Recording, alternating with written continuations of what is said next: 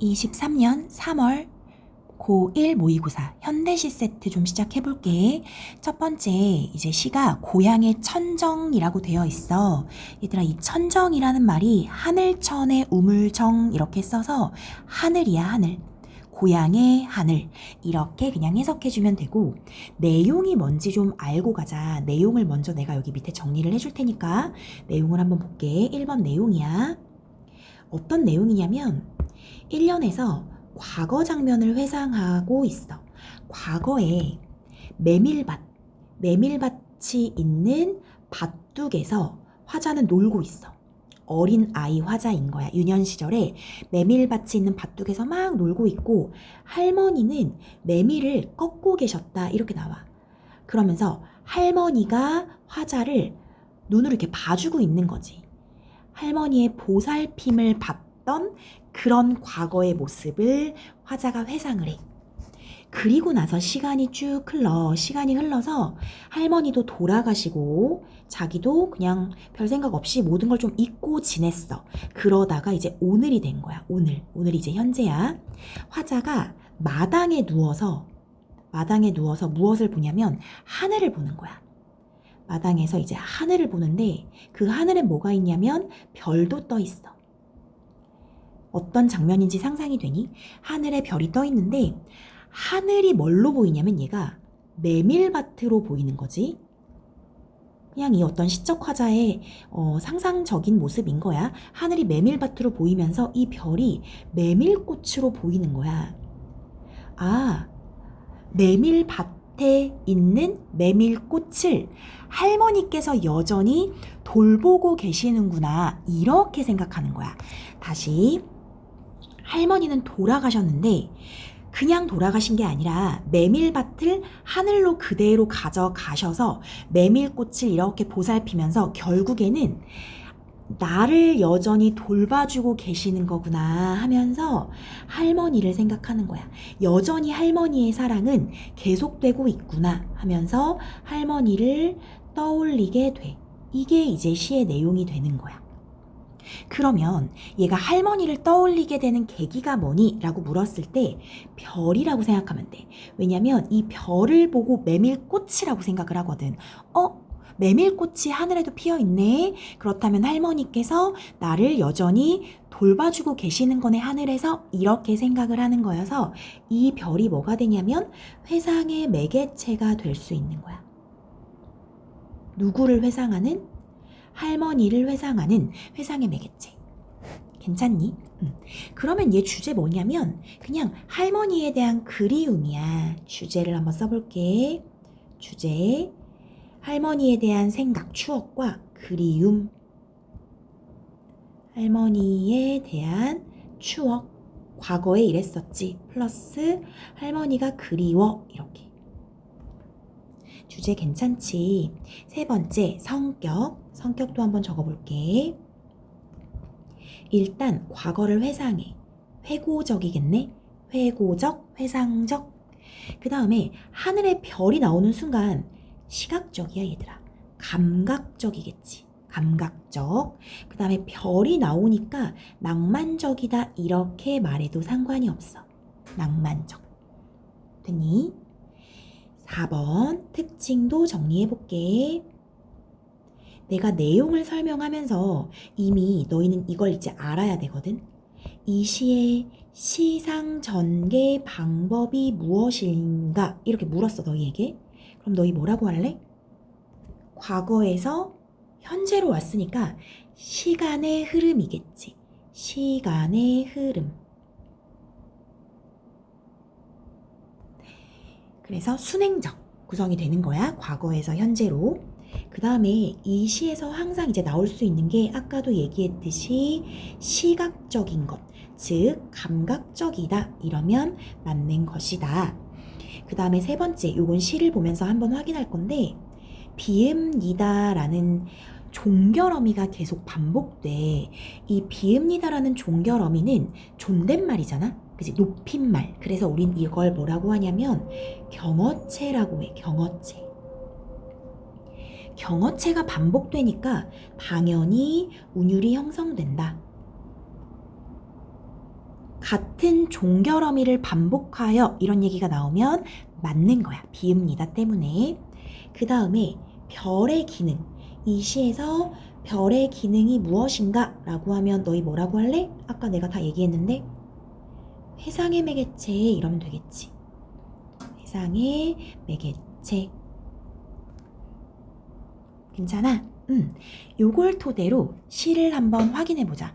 다 한 거나 마찬가지거든? 확인을 한번 해볼게. 밭둑에서 나는 바람과 놀고 할머니는 메밀밭에서 메밀을 꺾고 계셨습니다. 자, 표시해볼까? 공간적 배경 어디야? 밭둑. 시적 화자는 나. 시적 대상은 할머니. 됐어? 얘들아 다시. 밭둑은 어디라고? 공간적 배경이 드러난 것. 나는 누구라고? 시적 화자다. 괜찮지? 화자가 표면으로 드러나 있고 할머니는 누구야? 내가 이제 그리워하는 대상이 될 테니까 시적 대상. 됐지? 이 밭둑이라는 게 얘들아 메밀밭이랑 똑같다고 생각해도 되겠지?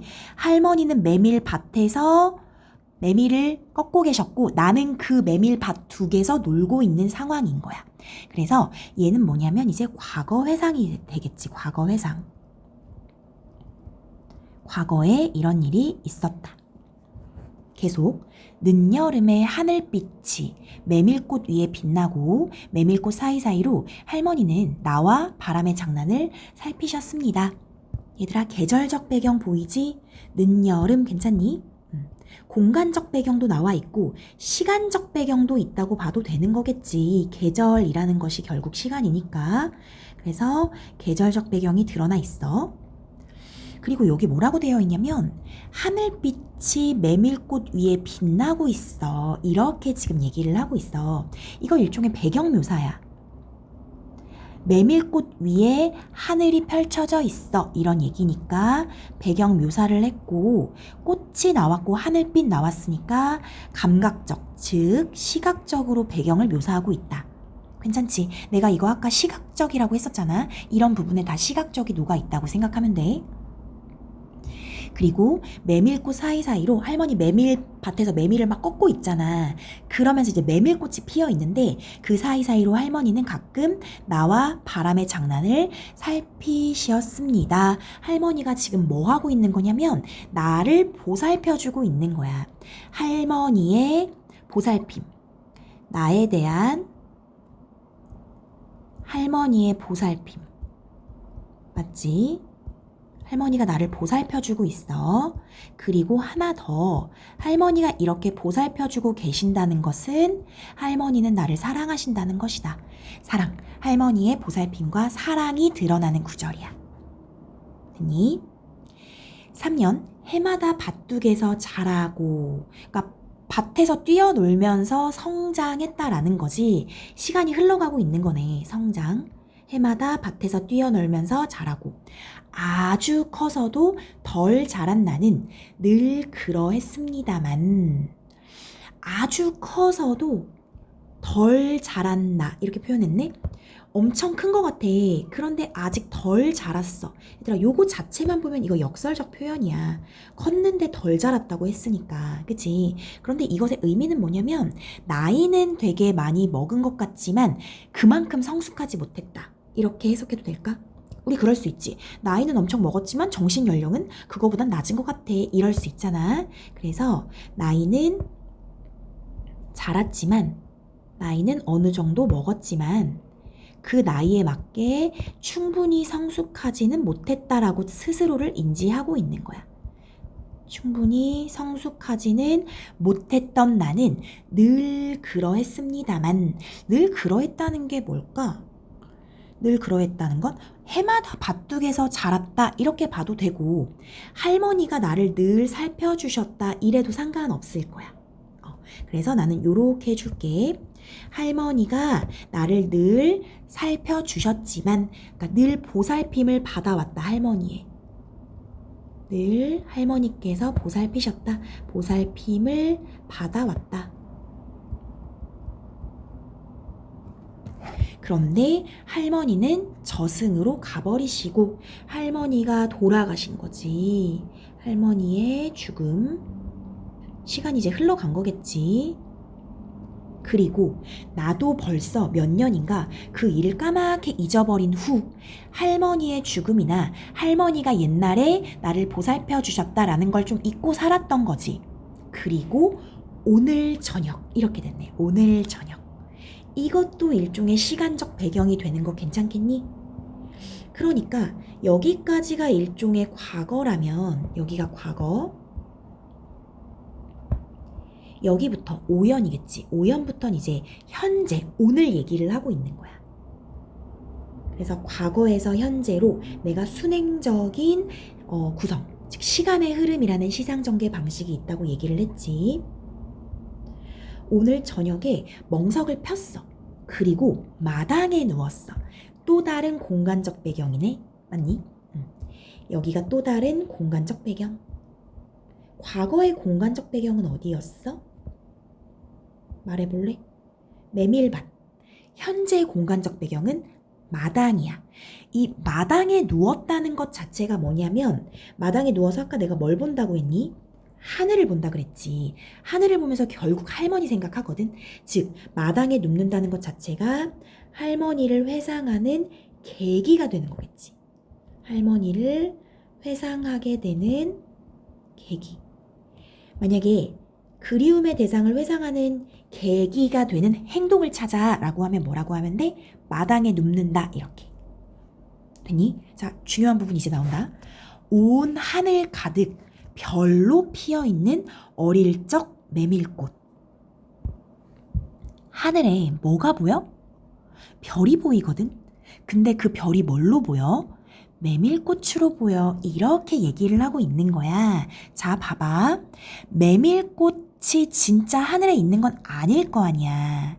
그지? 그럼 이 메밀꽃은 비유적 표현인 거야. 메밀꽃의 원관념은 뭐야? 라고 하면 뭐라고 쓰면 될까? 별이겠지, 별. 아니, 별이 메밀꽃으로 비유가 된 거야, 비유. 은유적 표현이겠지. 비유적 표현을 썼다 그럼 맞는 것. 그리고 이게 메밀꽃으로 보이는 게 이제 별을 보면 메밀꽃으로 보고 있는 거니까 별 자체가 아까 내가 어떤 기능을 한다 그랬어? 회상의 매개체가 된다 그랬지. 왜냐면 메밀꽃이 보이는 순간 할머니가 생각나니까.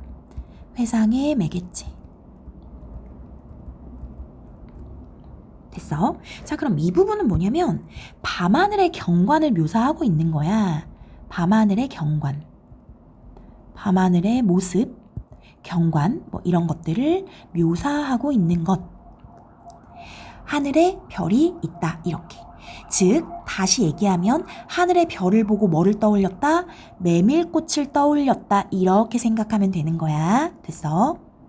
그러면서 얘가 뭐라고 하냐면 할머니는 나를 두고 나는 여기 지금 이승에 살아있잖아. 근데 할머니 돌아가셨잖아. 할머니께서 메밀밭만 저승까지 가져가셔서 이렇게 표현을 했네. 그렇다면 이건 또 뭐냐면 정말 메밀밭을 저승으로 가져가실 수가 없잖아. 메밀밭의 원관념이 뭔 거야? 하늘인 거야. 얘는 하늘. 이것도 이제 비유적 표현이지 똑같이 은유적 표현을 쓰고 있는 거야. 하늘이 메밀밭이야. 이렇게 연상을 한 거고 그 메밀밭에 꽃이 있어. 이렇게 얘기를 하는 거지. 요거 이해됐어?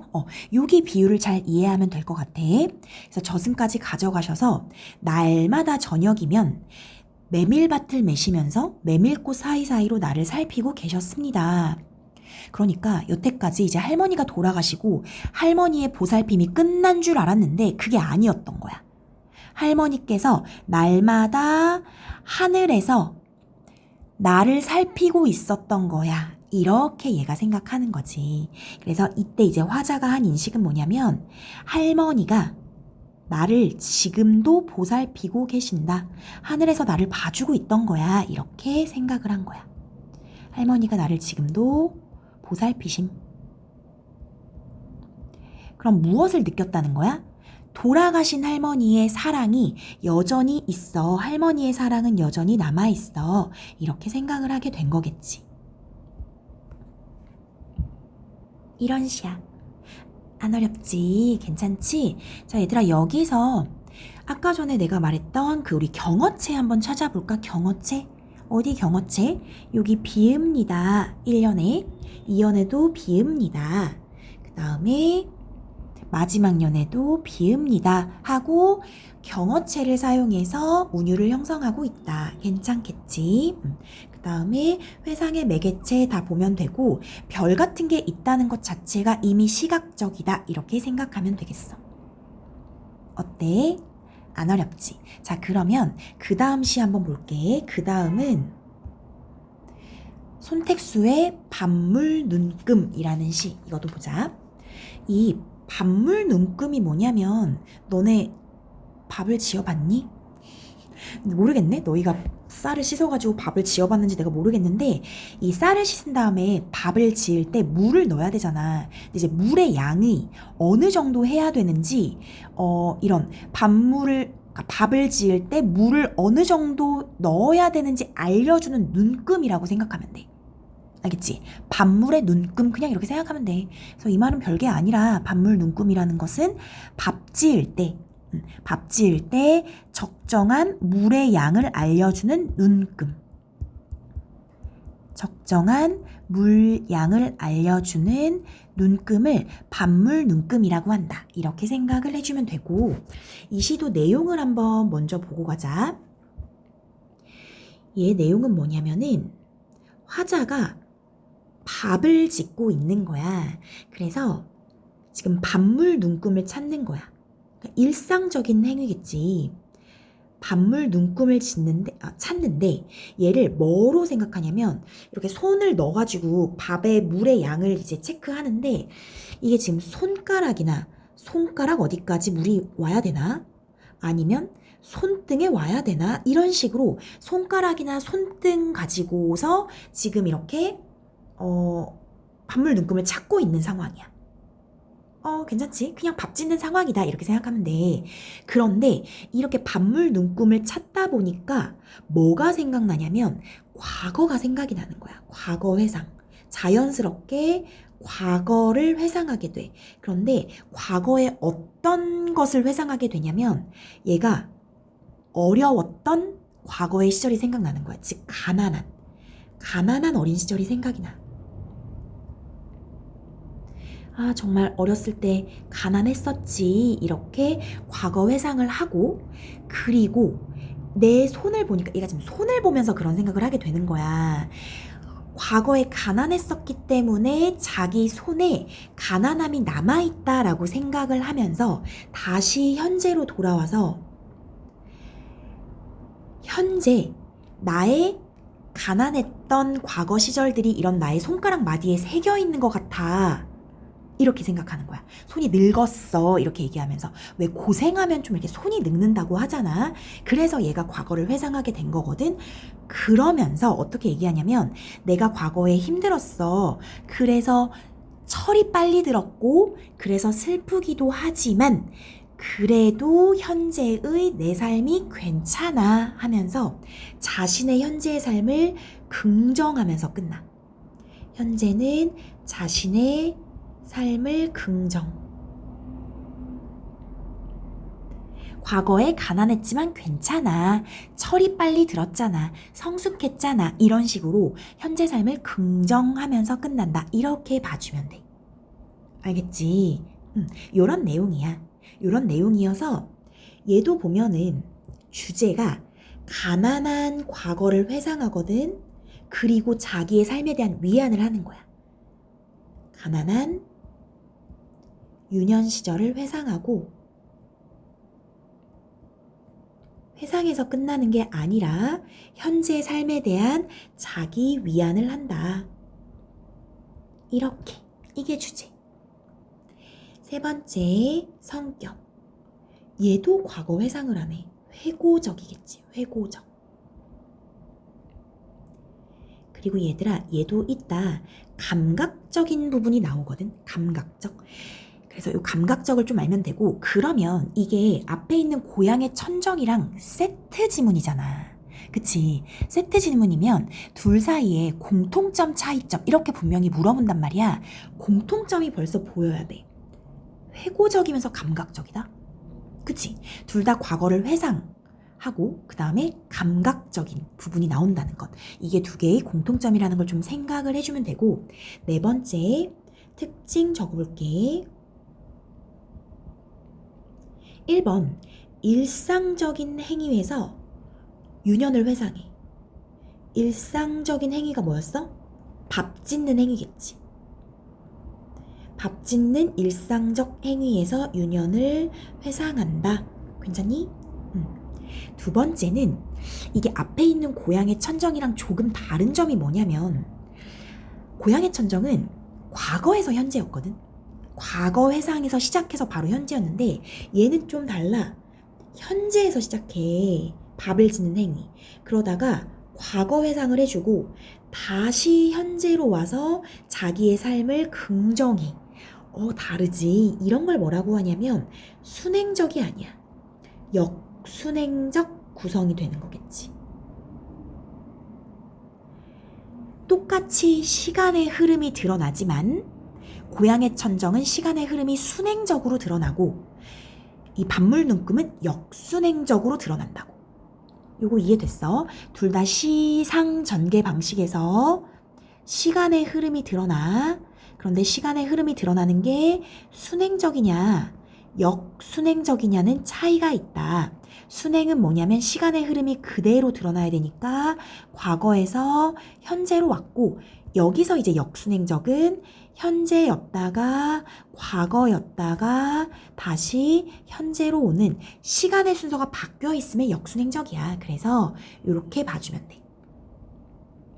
세 번째, 이 시도 감각적이라고 했잖아. 감각적. 그런데 아까 고향의 천정에서는 시각적만 있었거든. 이 시가 시각적이 있어. 그런데 중요한 건 여기엔 청각적이 있어. 청각적. 청각이라는 게 어디는 없냐면 고향의 천정에서는 청각적 심상이 없어. 그런데 이 시에서는 청각적 심상이 있거든. 중요하겠지. 차이점이니까. 그래서 청각적 심상이 이곳에는 있다. 이렇게 생각해 주면 돼. 됐니? 요것을 가지고 우리 시에서 확인을 한번 해볼게. 밥물 눈금을 찾지 못해 질거나 된 밥을 먹는 날들이 있더니, 밥물 눈금 아까 얘기했지. 이게 이제 시의 소재가 되는 건데 어디까지 밥을 지어야 되는지 처음에는 좀 감이 안 오잖아. 그래서 질거나 좀 물을 많이 넣어서 아니면 물을 적게 넣어서 된 밥, 뻑뻑한 밥을 먹는 날이 있었어. 그런데 이제는 밥물 눈금 찾는 게 좀 익숙해져서 손마디나 손등, 손가락 주름을 눈금으로도 쓸 줄 알게 되었다. 이 밥물 눈금을 어떻게 찾는다고? 손마디나 손등을 이용해서 찾거나 손가락 주름으로 밥물 눈금을 찾게 되었다라는 얘기야. 그래서 자기 손을 이용해서 밥물 눈금을 찾고 있는 거구나. 일상적인 이야기를 해주고 있어. 촘촘한 손등의 주름 따라 밥맛을 조금씩 달리 해본다. 촘촘한 손등의 주름? 이게 뭐냐면 이제 손등에 주름이 좀 많이 있나 보지? 이런 것이 이제 얘가 과거에 힘든 삶을 살았다라는 걸 알려주는 지표가 되는 건데, 이 밥물 눈금을 찾기 위해서 손등의 주름을 지금 활용하고 있는 거야. 거기를 활용해서 밥맛을 다르게 한다? 어떨 때는 조금 질게 밥을 지어보기도 하고 어떨 때는 좀 되게 밥을 지어보기도 한다. 이렇게 된 밥, 되게라고 하니까 좀 어렵나? 된 밥. 손등 중앙까지 올라온 수위, 물의 수위를 중지, 손가락 중지에 마디를 따라 오르내리다 보면 물꼬를 트기도 하고 막기도 하면서, 자, 이 부분 있지? 이 부분은 지금 밥물 눈금을 맞추는 행위이라는 거 알겠니? 여기 이렇게 묶어놓고 밥물 눈금을 맞추는 행위.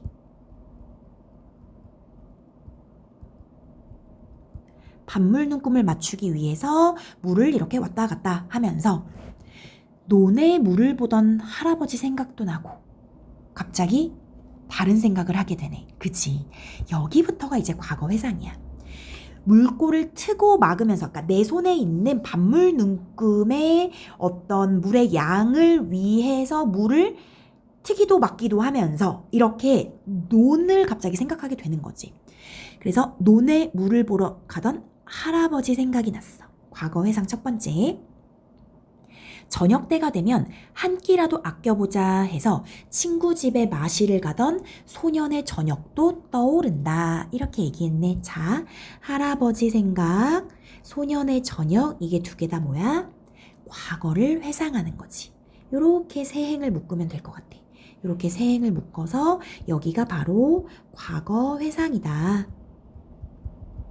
자, 그러면 어떻게 되는 거냐면 일상적인 행위, 반물 눈금을 맞추는 일상적인 행위를 통해서 이것이 계기가 되어서 뭘 하게 된다? 과거를 회상하게 된다.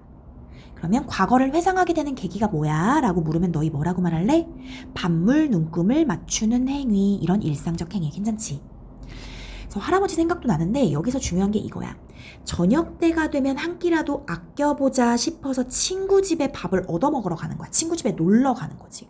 왜? 가난하니까. 그래서 이 소년의 저녁에 가난했던 이 소년이 화자 자신이거든. 가난한 어린 시절이 떠오르는 거지. 밑에 조금 더 얘기해줘. 한 그릇으로 두 그릇 세 그릇이 되어라 밥국을 끓이던 문현동이라는 동네. 이게 어디겠어? 자기가 살던 동네인 거야. 그래서 이렇게 한번 써볼게. 한 그릇으로 두 그릇 세 그릇이 되어라 밥국을 끓이던, 즉 가난한 어린 시절인 거지. 밥이 없으니까 한 그릇 해가지고 두 끼 세 끼 먹어야 되는 거지. 가난한 어린 시절을 보여주는 행위고, 이 문현동이라는 공간적 배경이 중요하겠지. 이 문현동이 어떤 공간적 배경이 되냐면 화자의 어린 시절에 살던 그 공간이 되는 거야. 자, 그럼 정리를 좀 해볼게. 이곳은 일단 구체적인 지명이야. 문현동, 맞지? 이 구체적 지명을 통해서 뭐 향토적인 특성을 띈다. 이래도 맞을 거야. 구체적 지명이 나오면 좀 향토성 이런 식으로도 많이 얘기들 하거든. 그리고 이거보다 더 중요한 건 뭐냐면 이곳은 가난한 삶의 공간이야. 맞지? 과거의 화자, 소년이 살던 공간이니까 가난한 삶의 공간. 그리고 이래도 될까? 화자가 일찍 철이 든 공간. 가난하니까 화자가 일찍 철이 든 공간, 이렇게 말해도 될 것이고, 혹은 화자의 성숙함이 요구되는 공간. 가난하니까, 그치? 화자의 성숙함이 요구되는 공간. 요 말이 다 맞아. 그래서 문현동이라는 지명, 이 지명의 의미를 좀 생각해주면 되고, 그 문현동 하면서 문현동 생각을 쭉 한 거야. 가난한 지붕들이 내 손가락 마디에는 있다 하면서, 아, 가난했구나. 가난한 지붕들, 나의 가난한 어떤 모습이 손가락 마디에 지금 있다라고 표현하는 거야. 그러니까 이 손가락 마디를 아까 전에 반물 눈금을 맞추다가 손가락을 보게 됐는데 손가락에 주름이 많잖아. 손가락 마디마디에. 그러니까 아, 나의 가난한 어린 시절, 이렇게 지금 연상을 하게 된 거지. 그러면 이 손가락 마디는 화자의 가난한 삶의 자취가 담겼다. 괜찮니? 화자의 가난한 삶의 자취가 담겼다.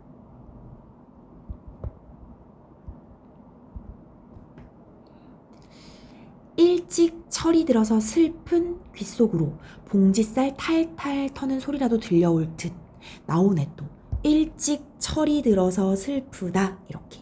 그래서 내가 아까 뭐라고 써줬냐면 일찍 철이 든 공간, 이렇게 써준 거야. 일찍 철이 들었다. 그래서 여기 화자가 일찍 철이 든 공간이 요것 때문에 내가 써준 거고, 그래서 당연히 슬프겠지. 너무 가난하니까 일찍 철이 들 수밖에 없었어. 그래서 그 당시 되게 슬펐어. 이렇게. 그럼 일찍 철이 든다는 것 자체가 성숙함이 요구된다. 이렇게 말할 수도 있는 거니까. 그 귀 속으로 봉짓살 탈탈 터는 소리라도 들려올 듯. 여기 밑줄 한번 쳐볼게. 쌀을 탈탈 털어야 되는 거야. 가난한 거지. 그래서 어린 시절의 가난함. 쌀이 없으니까. 그런데 이 가난함을 어떻게 형상화했는지 봐봐. 탈탈이라는 음성상징어. 이거 의성어겠지. 소리, 즉 청각적 심상으로 드러내고 있는 거야. 청각적 심상이 이곳에 있다. 이렇게 생각해주면 돼. 그래서 어린 시절의 가난함을 감각적으로 드러내고 있다. 그럼 맞는 거야. 그래서 들려올 것 같았대. 얼굴보다 먼저 늙은 손이기는 해도 왜 얼굴보다 먼저 늙었어? 고생해서 힘든 삶을 살아왔다는 거야. 그래서 화자의 삶이 가난했기 때문에 힘든 삶을 살아왔구나. 그걸 알 수 있지. 그런 늙은 손이긴 해도 그 다음 봐야 돼. 전기밥솥에 없는 눈금을 내 손에는 가졌다. 여기를 좀 잘 보자. 이 전기밥솥에는 없는 눈금은 내 손에는 가졌다. 이 말이 뭐냐면 전기밥솥에 없는 눈금? 일종의 그 어떤 주름 얘기하고 있는 거야. 자신의 늙은 손. 슬프지, 그지? 자신의 어떤 늙은 손을 보는 거거든? 이 늙은 손은 왜 늙어진 거야? 힘들게 살아왔으니까. 그런데 이 늙은 손이 전기밥솥에선 없어. 없는 눈금이야. 그런데 나는 가졌잖아. 라고 하면서 자신의 어떤 이 삶에 대한 긍정을 하고 있는 거야. 긍정. 이거 손이라는 건데 글씨를 이상하게 썼다. 손. 자신의 늙은 손을 긍정하면서 자기 삶에 대한 위안을 하고 있는 것이다. 괜찮아. 나는 성숙했잖아. 빨리 철이 들었잖아. 열심히 살아왔잖아. 이러면서 자기를 위안하고 있다. 마지막 부분을 좀 잘 알아야 할 것 같아. 알겠지? 과거엔 힘들었지만 현재 돌이켜보니까 나 되게 열심히 살아왔어. 괜찮아. 이렇게 위안을 하고 있다. 괜찮니? 얘들아, 내가 요거 시각적인 거에 대해서 딱히 말을 안 해줬는데 전체적으로 봤을 때 밤물 눈금을 찾는 이런 모습들이 다 시각적인 거 괜찮아? 굳이 콕 집어서 얘기한다면 뭐 손등 중앙까지 올라온 수위를 마디를 따라 오르내리다 이런 거 다 눈에 보이는 거니까 시각적이겠지. 그래서 기본적으로 시각적이 깔려 있다라고 생각해주면 되고 앞에 시랑 달리 청각적인 부분이 있는 것 요거 봐주면 될 것 같아. 요렇게 하고 아마 문제 풀어보면은 문제가 어렵지 않게 풀릴 수 있을 거야. 여기까지 할게. 너무 고생 많았어.